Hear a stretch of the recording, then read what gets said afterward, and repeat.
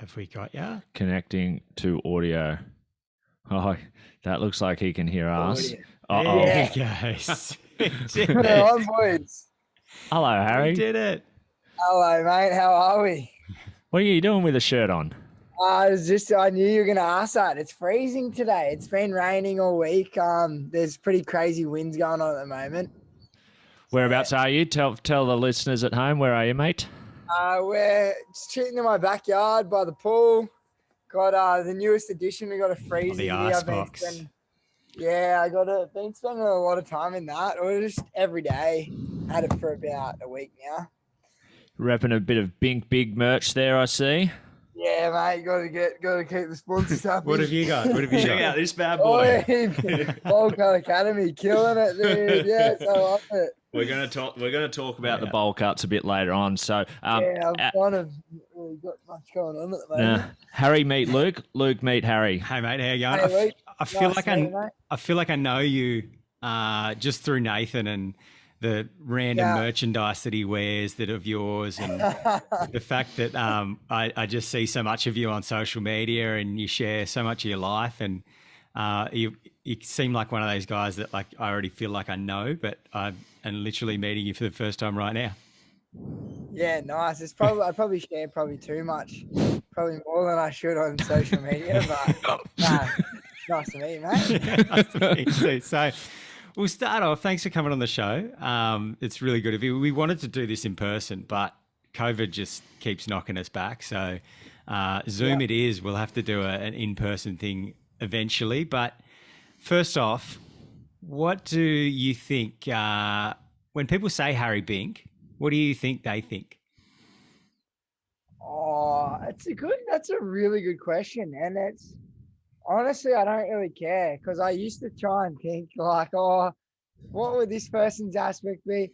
A lot of people have different aspects or see me in a different way. Even like from my dad to a mate to my dad. I remember for the first few years of like me touring with Nitro and that, it was just always, what are you doing this for? What are you doing? I just don't see why you have to do it like that. Why don't you just do it like all the other guys are doing it?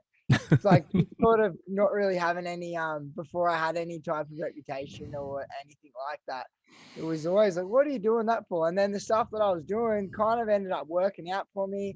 And there was also stuff that worked against me, but I had a lot of fun along the way doing it all. But to answer that question, I feel like it comes down to the individual and what they kind of choose to see in me, because I kind of try and target a lot of areas, whether it's like just staying like doing yoga, meditation and all that side, to partying and carrying on, to doing lots of fitness, and renovating my house, or kind of whatever aspect. So if you're a female looking in, you're like, oh, I don't know, they might see different stuff as well. Like they might go, oh, they might see the yoga side of me, or I feel like I have a lot of different sides of me. It just kind of depends on the individual.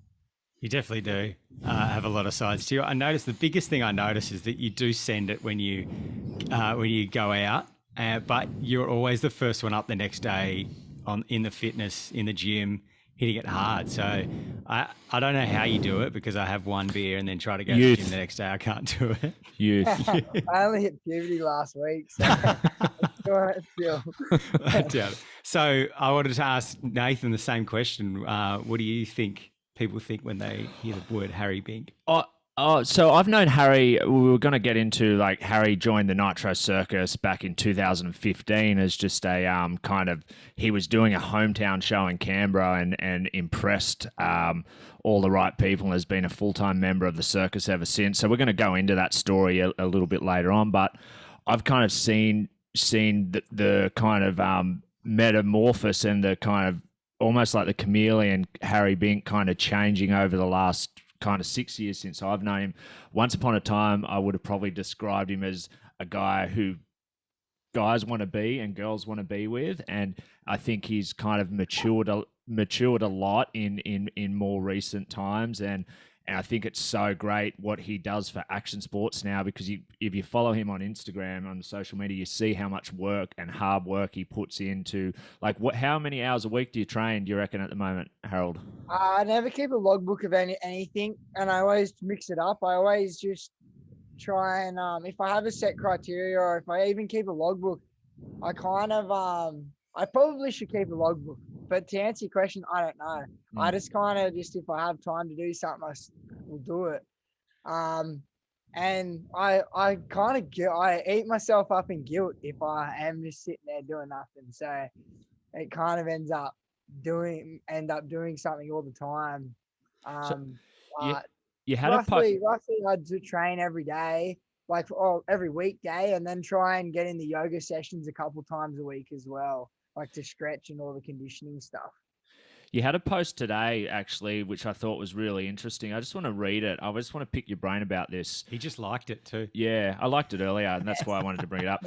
This is on the Bink Big page. I've taken a big step, staying very loyal towards my fitness this year. Thank you to all the amazing people that have made my journey so enjoyable. We're just getting started. Let's go 2021. I would have always said your physical fitness has always been a huge part of kind of your life since I've known you. I think it's more you've kind of evolved a little bit into looking after the mind a little bit more, right? Yeah, for sure. Definitely. So when I said loyal, I just mean before this year, I've never eaten clean or stuck. When I say stick to a diet, I'm not on a specific diet at the moment. I'm just not putting any shit in my body. I'm eating lots of veggies and like heaps of veggies, like a couple probably like 4 kilos of veggies a week. Cause but yeah, like a fucking giraffe. Yeah, like the other night I ate a lettuce like an apple. A whole lettuce. Iceberg? Just chomp the thing down. But yeah, so and I've always partied ever since I was like 16. I've partied like nearly every weekend. Like obviously you have your weekends off here and there, or you hit it too hard for a period of time, and you say you're going to do a month sober, and you kind of pull that off, and then you're back into the old routines. But when I say loyal, I just mean I was struggling with a lot of injuries. One leg was like 0.8 of a kilo lighter than my other leg, so just like not was behind a lot in muscle and stuff. So just evening out my body a lot and getting on top of all my injuries, and then so I'm able to progress in my fitness and my riding. So I'm strong enough to hit this new big ramp that Nitro that we're trying to come off with at the moment. That the latest project. So by the time this kind of goes to air, you'll be basically a month sober, and you kind of just got no real plans to break that right now? Yeah, so basically I'm just mixing up my formula. So obviously balance is everything. I've done things before where you try and do something and then you just end up doing it for a month, 2 months max, and then you kind of blow out and go back to your old ways. So balance and staying consistent is the most important thing. But yeah, just not clocking into any like really big weekends. You like that? The kids these days. Like a fucking job. Since New Year's, I did New Year's till Oz Day, and I planned to have drinks on Oz Day, and it was fun. But I think I just have that much other good stuff going on in my life at the moment. It doesn't like the drinking kind of just doesn't even outweigh of how much good stuff I have going for me and for what I have to look forward to. Yeah, because it was a pretty shitty end to your year. Like, I know we're not going to touch on it too much, but I wanted to talk a little bit about social media and, you know, you being trolled a couple of times, and how do you deal with like that type of stuff, like some of the shit that's been thrown your way? You know, there's obviously kind of 2 incidents that really come to mind is, you know, an unfortunate, very public breakup, and then the goat traversy, which again, we won't talk about too much. But how did you cop some serious flack on social media, like almost lost sponsors? Like how difficult, what was that? Yeah, it was very unique. When I say unique, it was just like can go 2 ways. You can you're obviously as tall as your temper. Yeah. If you're gonna, and social media is the last place to be putting that stuff as far as anything goes with just any of your life problems, like even like with people's life problems, even just talking about mental health in general, like people are like, oh, it's okay not to be okay, speak up. But like I have some simple rules that it's just like if you have a problem, have a 7-day cooling off period. Write down your problem, do everything you can for 7 days to try and overcome it. And if you can't overcome it, then talk to someone or speak up. People have like a mood will come over them of an afternoon and they've posted about it before they can even hear themselves thoughts or whatever it is. Even like anything to do with a relationship, I have like a 30-day cooling off period. So whatever your opinion is to yourself, just even to your partner or whatever it is, like write down your problem or whatever it is, and then reevaluate it at the end of the time period. Also, if you're having depressed feelings or whatever it is, right, like be aware of what your problem is and don't drink for a month and then see if you still have a problem. And then people's problems have already brushed over and they've already solved their problems. So I have like a few little formulas from that I stuck to myself in the early days that I've just been sticking to. And then when these bigger problems gained or came across, I just have my cooling off period. I just go, okay, I'm not allowed to just sit here and wait for 7 days and then assess it. So It's, like let it soak in. We've heard so many different coping mechanisms. This is a kind of new one. How did you where do you learn that from? Like it's a pretty 100% myself, because when I was when you're first younger, dealing with like chicks for your first time, you don't know how to. You kind of call, like when you're going through your early 20s and you're coming into your first proper relationships and stuff, you have problems, and then you kind of even target, like sometimes you'll think that the chick's a psycho or whatever it is, but it's usually just your dramatic decisions. You have a decision one day and then the next day.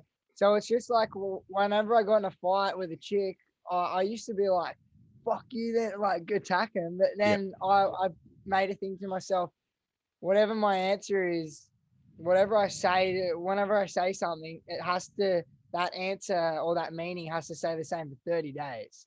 Okay. I like that. It's a really good, it's a really good so theory, if formula. you're like, if you're fucking pissed off at your chick because I don't know, she's just whatever has happened at the end of the day, and you go to call her a mean name, you have to mean what you just said to her for 30 days. Yeah. Or even if it's the same with compliments. Yeah. Fuck that, like, fuck, I love you, you're the best girlfriend ever. You like deep down, you have to believe that to yourself for the whole 30 days. You're like, am I going to believe what I just said to this person for a whole 30 days? They're like, nah, she's going to be a cunt tomorrow. I'm not going to even like, so hold back on those compliments. Or same with the negative, just to be more of a consistent person. I'll just set the table just a little bit. I just have one more question about this because I want to find out how you did use this formula.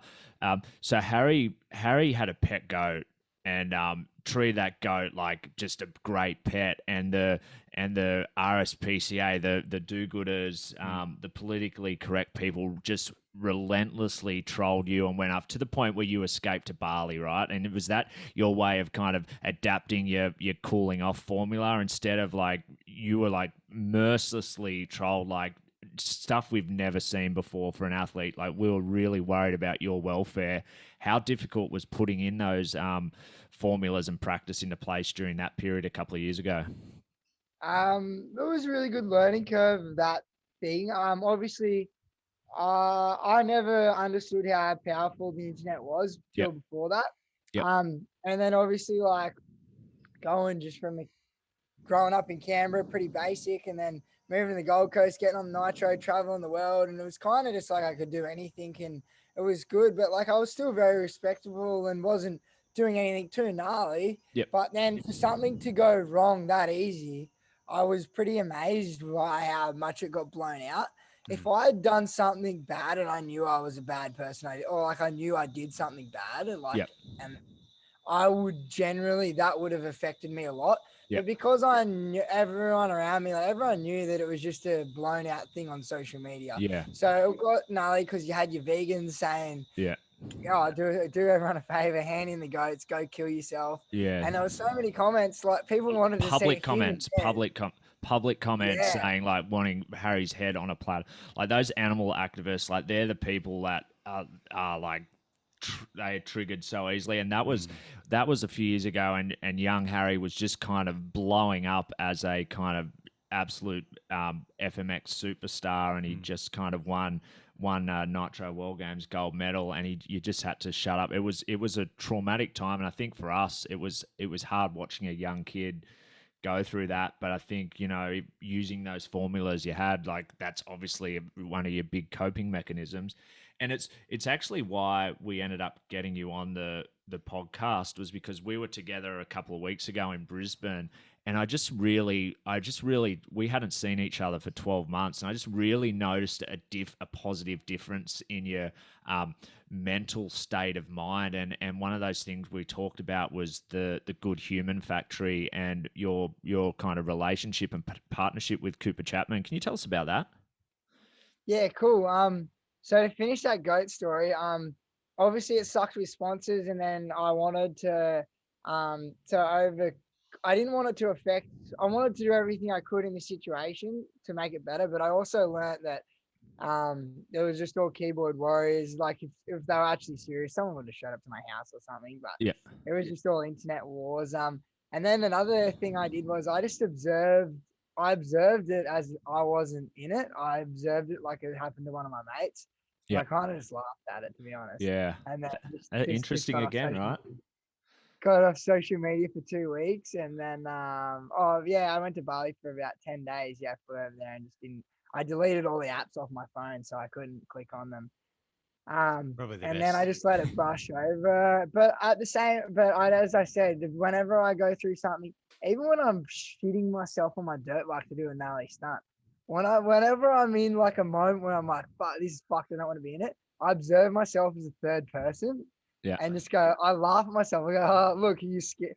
Look at this scared little kid And sitting in front of the ramp. observe yourself And as a he's third scared, person. yeah. How could you not be even more scared? Yeah. Fuck. And then I just go, oh, like, oh, you scared. And then I just go, oh, good luck, brother. And just enjoy the ride and just fucking go do it.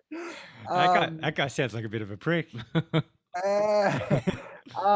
Just little ways so you're not just trapped in your own brain or trapped in.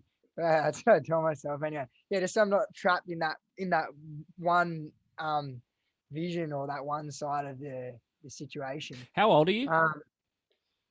26. 26. Yep. Wise, eh? Yeah, pretty wise for a 26-year-old. Like I from what I've seen, you have gone through a lot, but the fact that you have all these, I don't see like that at all. I fucking feel like I've been on I've had it so good. I'm killing it.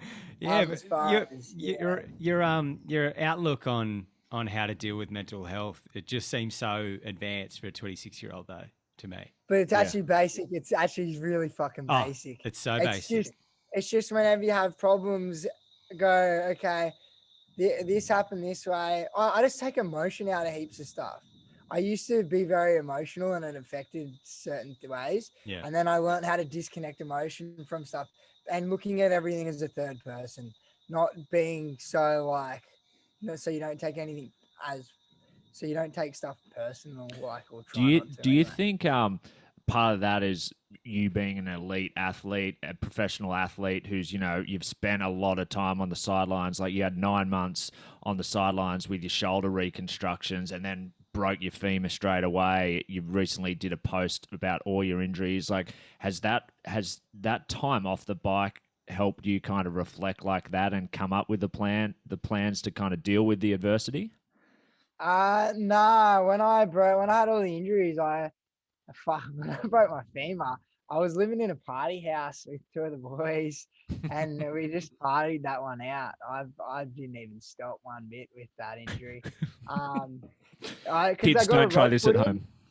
Because I got a rod put in. If you do ligaments, you have to look after it. Like my shoulder, I know I was training a lot, but I looked after it. Like I wasn't partying too much with my shoulder.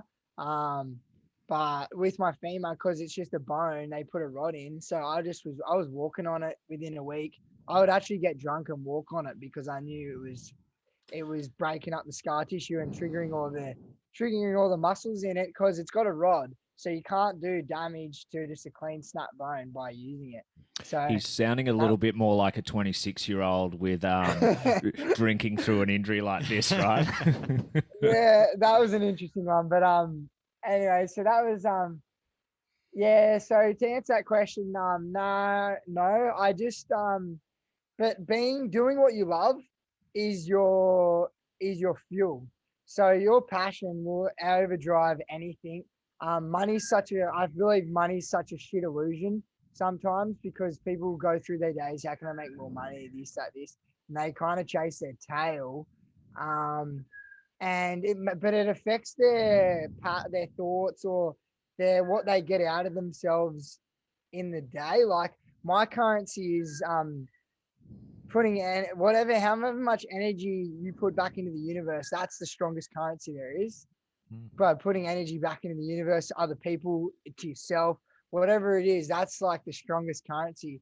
So me coming up with all these morals is just me putting energy back into the universe. And that's like a way more stronger formula. And if you do all that stuff right, all the money and the rest will come with it, with work and stuff like that. But doing what you love is your fuel. So then that's how I've gained all the other side bits of knowledge. I feel like this might be a good segue into talking about what you briefly showed us in the background there, which is your ice baths that you've been doing and Yeah. your meditation and stuff. Has that had a big sort of part in that sort of putting stuff back into the universe that you're just talking about? Yeah, that's putting stuff back into myself. But that's just calming. That's so some people service their cars. Meditation is servicing your thoughts. Yeah. Your thoughts can get very rapid. You can wake up and you go, I got all this stuff to do, and you kind of got all these things on your mind, and you kind of jotting from one activity to another, and you're not like when you're doing one job, finish that job and then move to the next job, and then you can motor through them. But when you're trying to do too much stuff at once, you just do a whole day of fucking around and kind of. But Sounds like me today. Yeah, but when you meditate, you you literally just categorize everything. Everything has a section. I have more time. I can take on more stuff. I can think more. I'm really bad at multitasking. Like I am. At the end of the day, I'm actually super basic. I'm very basic, as anyone on Nitro would know. But I kind of just don't give up on things. And then that's how my formula kind of helps me. I believe. And meditation's like kind of new to your regular routine, is that right? Yeah, I've been doing hot Bikram yoga, which is basically the formula of meditation because you're meant to be controlled breathing for the whole hour. Yeah. So that's been going on for 2 years now, that's what saved me. Man, hot Bikram yoga is the most strongest, powerful thing I've ever kind of the most powerful tool I have in all my training and everything I do. Hot Bikram yoga is the strongest. But I've been meditating for a year and a half now, and it's just so good. They say a 20-minute meditation is equivalent of a 4-hour nap. Wow. And I'm pretty sure that's what they said. I like it. We don't fact check Yeah, here. but like if I just do it to when I'm just got too like when my thoughts are just going triggering, or even if you're feeling like a bit like anxious or like whatever it is, you just meditate and you just like I sometimes like when you're by yourself and you're like doing stuff, and then I meditate and I like feel like I get the same release as if I've just hung out with 5 people or like Yeah, a couple people or a mate. Like you're like just been working heaps and then you I catch up with a mate and you're like, oh, sick. Like that was a nice little release. I can go back to working now. When I meditate, I can get that same feeling. Yeah, it's interesting. Like, Same obviously, release. no one says a bad word about meditating, but I feel like meditating works for different people in so many different Yeah, ways, doesn't it? totally. And it's a kind of another way it works. Hearing Harry describe it like that. Definitely. It's like the analogy. Fuck, big word, Yeah, Harry. two dudes at war watched their best mate die. One of them had the biggest grudge on life and hated life, and then the other guy, seen it like he was so lucky to be alive, and it turned him super grateful and dropped everything and helped everyone way more. Yeah. Wow. But yeah, so just whatever. That sounds Yeah, like you yeah. might be using the Calm meditation app by chance. Would that be correct? Nah, I don't. I did. I heard Miley Cyrus say it in a podcast, Okay. and I Wait, what? downloaded it. I heard Miley Cyrus talk about the Calm app Okay. He heard on you. Joe I think Rogan. he just wanted you to talk about Miley Cyrus again. I think. I just wanted to make sure you I say love that again. it. She's the best. I loved her after listening to Joe Rogan's podcast just because of how real she is. Hey, that's a good segue. Like, who is your hero? Travis Pastrana. Who Yeah, tick. Tick? And who is Travis Pastrana to you, and why is he your hero? I grew up watching him on everything on like on all these DVDs as a kid. That's all I ever wanted to be. I never thought I'd meet him. And I just watched these DVDs over and over again. And like as a kid, people always say to you, like, oh, if you could hang out with one person, anyone in the world, who would it be? It was Travis. Like my goal was to go to Travis's house one day and just like go to his house or just hang out with him for a day. Just Tick. because I was loved his just his vision on life, and he made the impossible seem possible. And it was just obviously like as kids growing up now and they see him as a family man. Yeah. But I grew up watching him in his prime, like the whole way through, like Yeah. just a savage. And what? And to even to reset that now, anyone else who I like really looked up to or vision. The only kind of stuff like I take my hat off to David Goggins. I love that crazy mentality. Yeah, He's awesome. But yeah, just like more mental health stuff and just how I'm still learning lots. I'm kind of resetting a lot of not resetting, but just watching and learning. And Well, listening you're to lots of growing up as well. Like you're a public figure, and you've always been very public in your public figureness. So I think a lot of people who have been following you since like well before your first Nitro Circus show have kind of grown up with you. Like you have a couple of 100,000 followers, and I think anyone who follows your life would know and see the changes in you. And you're still definitely that crazy lunatic kid. You're just a little bit older and wiser. Yeah, it's even like so the conversations I have with myself from a 20-year-old to now, like are insane. That's the craziest thing. Like when you look at the 20-year-old or the to 26, like as you said, I'm still the identical kid. I still ask the same dumb questions, but Facts. but the thoughts that I have to myself and the way I talk to myself is just so different. But like when people watch me, they see me like they'd still see me the same, obviously, because I am still the same and everything like that. But just when I go to just the conversations I have with myself and how I treat myself, and I feel like I have so much more time in my days. But now when I ride, and now when I always used to be an ant rider, like just like just scream at myself, like, and I was just so in the moment, like then or never. I'd barely ever practice anything. I'd get it like the trick once, and then I'd just go, "Yep, Nitro, I can do this trick," and I'd be straight on a plane going to do these tricks. So now like I have my airbag and stuff. I'm trying to perfect my tricks and just doing them heaps of times. So even though they're the biggest gnarliest tricks, like now I get in like in competition and stuff, I'm trying to do them all the time to get them comfy, and then keep moving forward into the next chapter of our sport. So when I put on my helmet, I'm trying to just have this calm, consistent focus instead of just this ant focus where I was kind of just running on the limiter all the time and doing bare minimal riding. Now I'm trying to ride for longer periods of time, but notching it back a bit, slowly getting that up to a higher level. Such a crazy insight into like the mind underneath that helmet is just so interesting. And like every one of those professional dirt bikers is risking life and limb every time they jump that 75-foot gap, and they all kind of deal with it very differently. And like Travis in particular says, like if you're not nervous and scared, you that's when you're at your most vulnerable to get hurt. Yeah, for sure, definitely. I was going to And ask. Sorry, go ahead. when you look at the nitro riders, like all the FMX guys, nearly every single one of them is like a different style of rider. Like, and you can tell by the way they talk about their riding.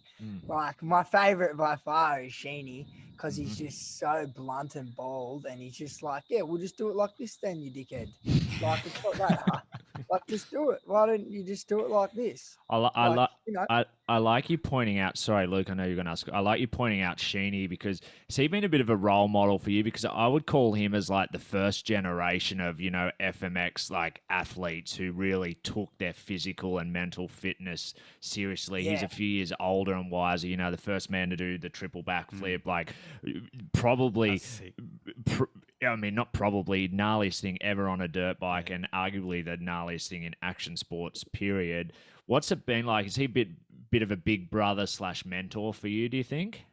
Yeah, definitely. Sheeny's he was so helpful having him on tour, learning off him, watching the way, like, the stuff he eats, the stretching. He, like, there was so many times where we'd just get to a hotel and we'd go into the gym and it'd just be me and him working out and Shirtless. stretching. Yeah. It's a But hot yeah, spot, the Sheeny was hotel kind of gym. the only guy that was taking it really, like, seriously and doing everything proper. Which was really good for me. I learned so much off that, and he helped me a lot. Like when we went away, like going to X Games and things like that, he just helped me, like, just because I did not have the knowledge, and he was just he's brought up very well, and his work ethic's so good, Yeah. and it's just so bold and blunt. Like, it's just, yeah, this is how it is. The unicorn. I was actually just going to talk about, because you spoke about mental toughness and stuff there, and I can only imagine the amount of mental toughness it takes to get through some of the injuries that you had. I know Nathan probably knows, but can you rattle off some of the injuries that you've had in your career?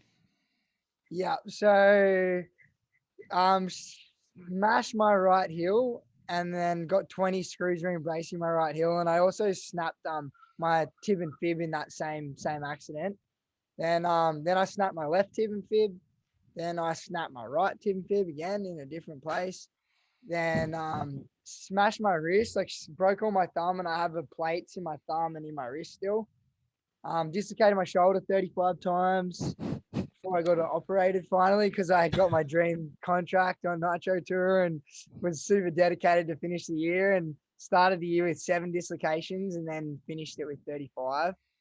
On most of them on tour, and Josh Sheehan, who he was talking about, was the guy who would put this shoulder back in place, and Harry would just finish the show. Keep going. There's a few more. Yeah, and then snapped my femur after getting my shoulder fixed. And then I got the metal, those 20 screws and some metal work in my ankle and 20 screws in my heel and my ankle taken out, and a rod taken out of my left leg, straight after I broke my femur. And then that one hurt. Like, getting all the metal taken out of your heel was pretty painful. But then, yeah, and other than that, I've had a few other good injuries, just like broken toes and scratching myself up, and a few good concussions and that along the way. But they're the main ones. So it's quite the resume. List. Yeah. What is it like? Does that kill you in the moment when you are sort of injured to not be able to do life the way you sort of want to do it? Does that play? No, I don't. I just look at it like a challenge. Like, oh, I broke a bone or I broke a limb, and then it's just it's just another hurdle. Like, it's not like if I had a really bad back injury and I was just stuck on my back, I'd probably my brain would just go nuts, and I'd have to try and learn how to deal with that. But when it's just a leg, it's just like, oh, cool. I'll walk around and I can still go train my upper body. I can still do all upper body stuff. I can still progress in that. It's just time to get stronger in other areas, and then and work on other things, whatever it is. But in saying that, though, there's only so much time you can kind of go through the injuries. Like when I had that whole year of injuries, and now into COVID, I'm kind of running dry. I'm not running dry. I've been as you can see, I've been focusing on myself a lot, and I've got heaps of projects, and I got enough stuff to keep me busy and pumped and entertained still, but I am getting very eager to get back to touring, and it's just making me get more and more excited. Yeah. I think it's a very common trait for all of these guys. Like a doctor will tell Harry or Travis or Jared McNeil, it's going to be 6 months off the bike, and the first thing they'll say is, "I'll be back on that bike in 4 months." They are driven like no one else. I think, to me, it's like the most dangerous sport. That and Supercross, it's the most dangerous sport in the world, and they're just kind of these really humble. A lot of them like just country kids from Australia, and we're just having to produce the best FMXs in the world. It's so sick. They're all my great friends. It's so great hearing some of these amazing stories. We never answered the Good Human Factory, did we? No, I think you skipped over it. We'll get back there. Hey, I'll just turn the light on real quick. Yeah, no worries. There's this. He skipped over your question. He deflected and went back to, he hadn't finished the goat story. And finished the goat story. There's this. Whilst we wait for Harry to find the electricity, there's this classic story from Travis Pastrana at X Games I think it was about 12 years ago, and he was trying to do the double backflip 360, basically the TP roll it's called. And he's in X Games' best trick. He slammed so hard, the bike landed on top of his foot. He ended up breaking, I think, 36 bones in his foot and lower leg and ankle. And what he did was, whilst the adrenaline was still running, he jumped back on the bike, rode back around to the start gate and said, "Sorry guys, I'm doing this trick. I'm trying this trick one more time. I've got to do it before this foot is really hurting and the adrenaline runs off." And he did it and crashed it again. And it's like one of the legendary stories that makes Travis Pastrana who he is. And I think that's a big reason why guys like Harry look up to him, because that's still one of the gnarliest stories in the history of X Games. Yeah. Well, you didn't hear that story, Harry, but I think you know the story. I heard Travis. Yeah. Travis. So we'll get back to it. I think you hadn't finished your goat story earlier, which is why we didn't get to Cooper Chapman and his Good Human Factory. But you're an ambassador now of the Good Human Factory, yeah? Yeah, it's really cool. It's really exciting what Cooper's doing. Cooper is showing that he's getting all these cool athletes, all these cool, whether it's Instagram personalities or athletes, on board, just to show all the young generation that Instagram isn't as pretty as it seems. The lifestyle isn't pretty as it seems. Even when you see all these people, it's like these kids have watched these figures go through their everyday life, thinking that they don't have to make any decisions, whether should I go take a shit now, should I eat my meal, like they just kind of see them as like these effortless floating characters that don't have to make any decisions, and just I don't know, they just think that like everything's just, they just think that they don't have jobs, and they just kind of putt through, and they don't really have any, they never have any sad feelings, because why would they? They're this figure.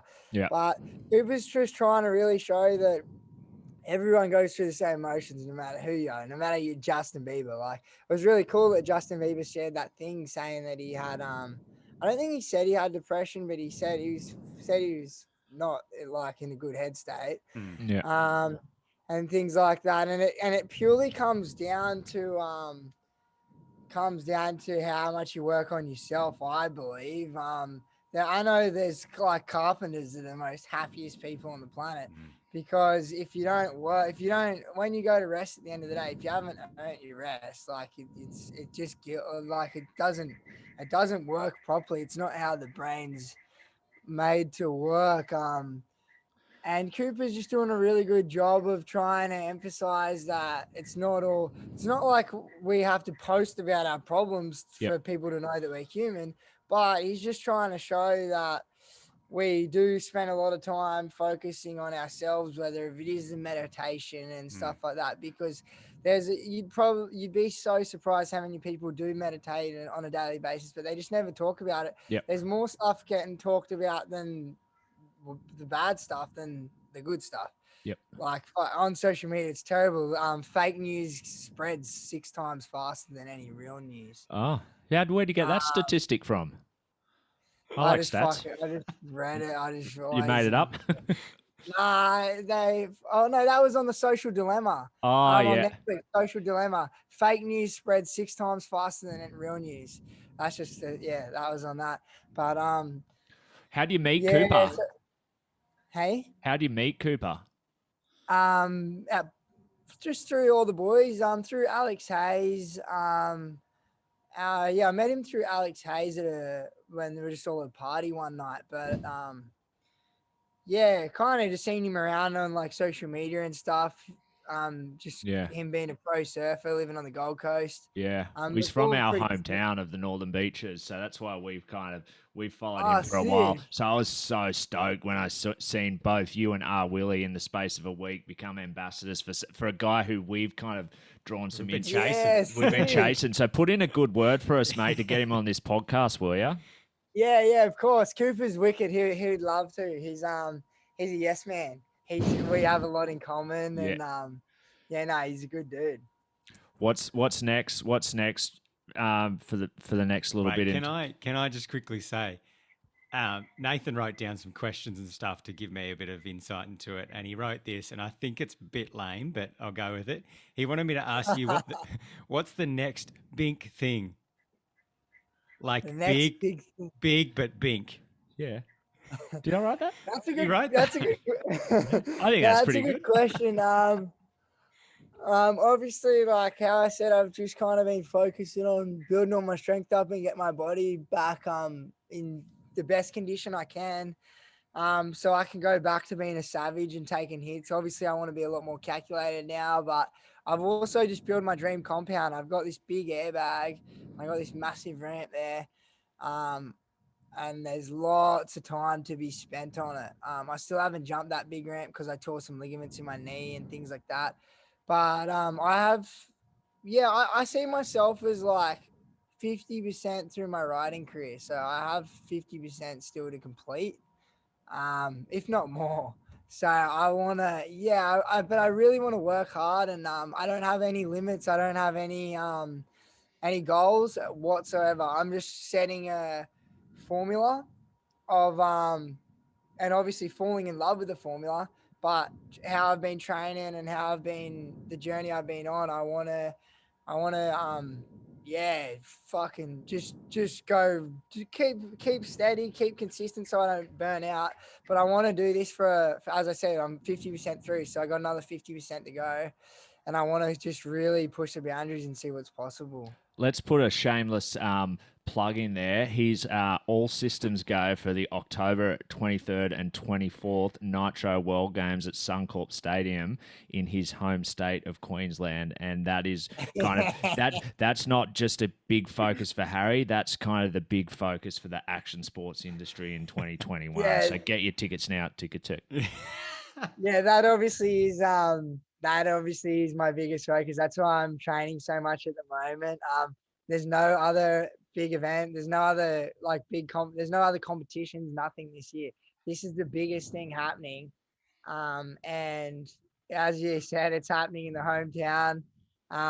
There's been last year was a whole write-off, no events. I was injured the whole year before, so I've got a really good comeback to live up to, and yeah, it's gonna be massive. I'm really looking forward to it, and I'm training right now for it. So I started where I've never trained ever for.